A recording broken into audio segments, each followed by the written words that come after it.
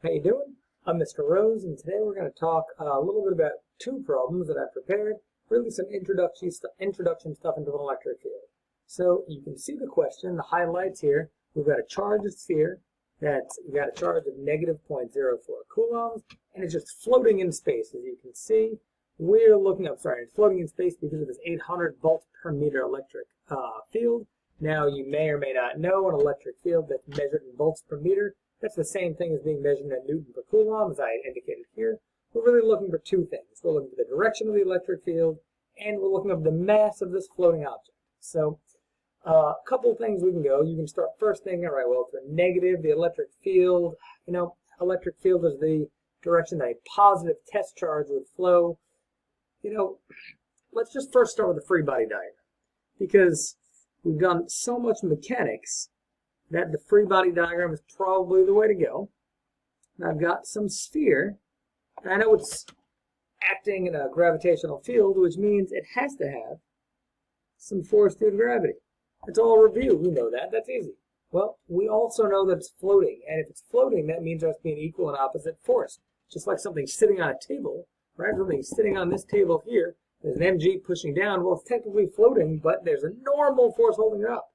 In this case, we don't have a normal force holding it up. We've got an electric force. I'll label that Fe, holding it up. And you can see that my arrows are the same size, so they're equal and opposite. This indicates no acceleration. Now, what do I know about this? I know that little sphere has a charge of negative 0.04 coulombs. So, just based on my diagram now, I know a couple of different things, right? What do I know? I know that the acceleration is 0 meters per second squared. Well, it told me it was levitating. So I also must know that F net equals 0 newtons. Well, again, straight mechanics. I've got a free body diagram. I'm going to say the sum of my forces, mass times acceleration. Well, I know that's 0, but I have Fe, I probably should have done this before, X and Y axis. I know my Fe going up minus my mg going down. We already said that was 0, so that equals 0. Well, again, this is really just semantics right now. My electric force is equal to mg. Hey, well, now if I know my electric force, look at the mass of the particle, I know g. Hey, this seems pretty easy. Well, let's go back to trying to talk our way through part A. What is the direction of that electric field? Well, like I said, an electric field is, if it's holding this thing up, the electric field has to be defined as the direction a positive test charge would travel. Right? Well, since this is negative, the electric field must be in the opposite direction. Right? The electric field has to point down. Yeah, that makes sense, right? Because if I have an electric field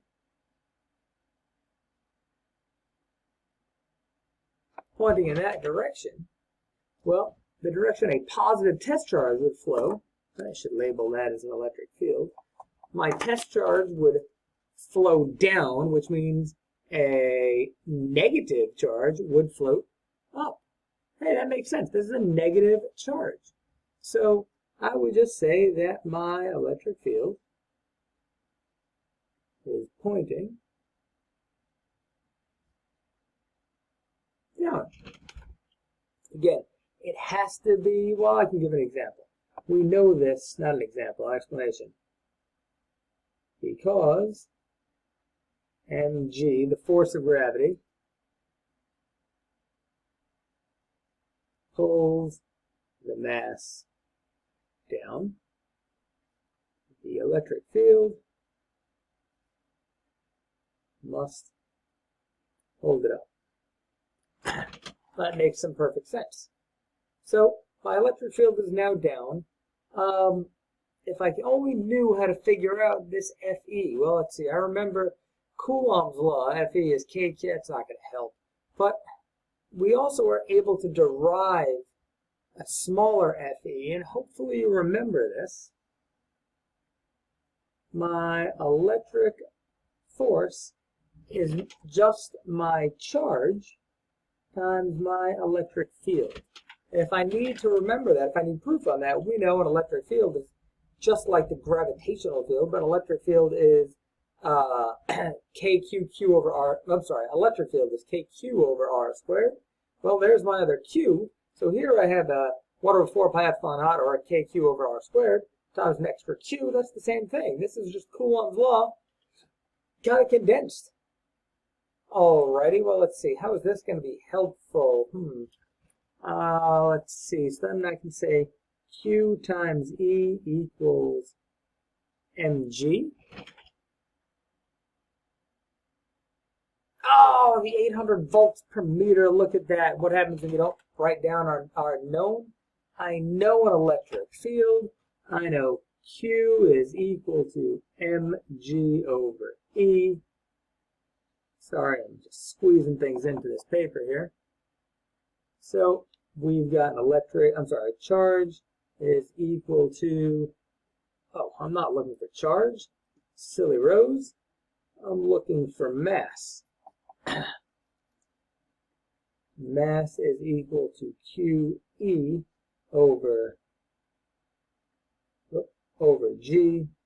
Mass is equal to 0.04 coulombs times 800 volts per meter divided by 9.8 meters per second squared.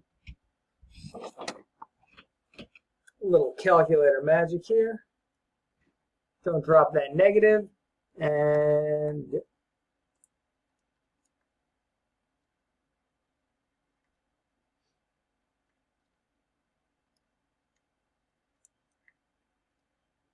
I get a mass of 3.26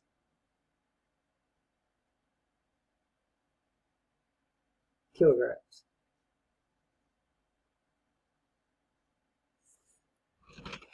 Wait a second, I said don't drop that negative. Wasn't this a negative? I can't have a negative mass. Well, we know we can't have a negative mass. And my electric field is also pointing in the negative direction.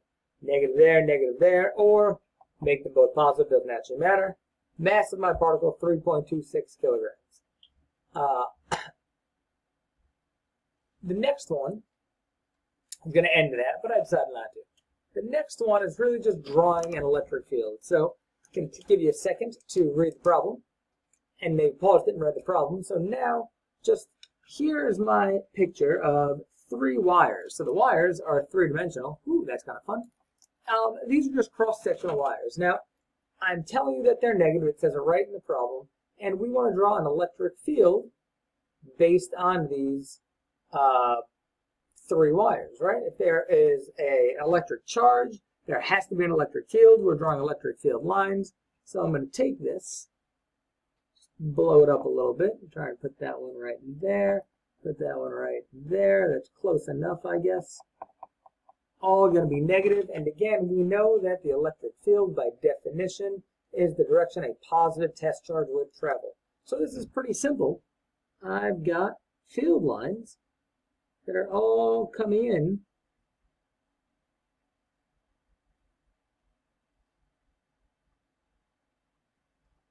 and now some may end up doing something like this. I may end up, so that is a bad field line. This, let me circle what I just did. This is a bad line. Can anyone figure out why this is a bad line? Well, this would be a bad line because if I extrapolated this, it would seem like it's going to cut through that electric field. And we know electric field lines are not allowed to cross each other, just like a gravitational field line. So this is a poor choice. I'm writing in pen, so I can't do anything about it. So the rest of my field should be pretty okay. I may have something kind of curve in on that side like that, and kind of like that. This is what should have happened over there. And we get them curved in. This is coming that way. That could come that way from nowhere. And then the same thing here. And what you may want to do, if you're trying to draw, give yourself a dotted line, assuming these are the same size, the same magnitude charge. So now this line that I just drew, similar to what this is, would indicate that asymptotic relationship. Same thing there. Same thing there. Now this might be far enough away that's coming from infinity. Doesn't have any effect. Doesn't have any effect. And that kind of same exact idea.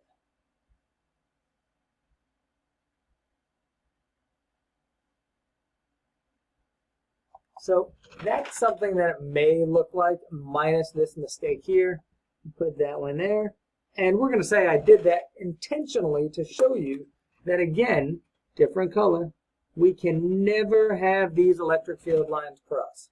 Now, something that we should be able to tell from this electric field, the further I get away from any single charge, the weaker the field is. And we know that because the denser the electric field lines, the stronger the field. Now, this is obviously an exaggerated picture. I could still have something like that. The relationship in here that I can draw, essentially, we would have this very small spot in the center where there is no field, right? Because all of these charges would be pulling the field in such a way. Let's try to draw more lines here.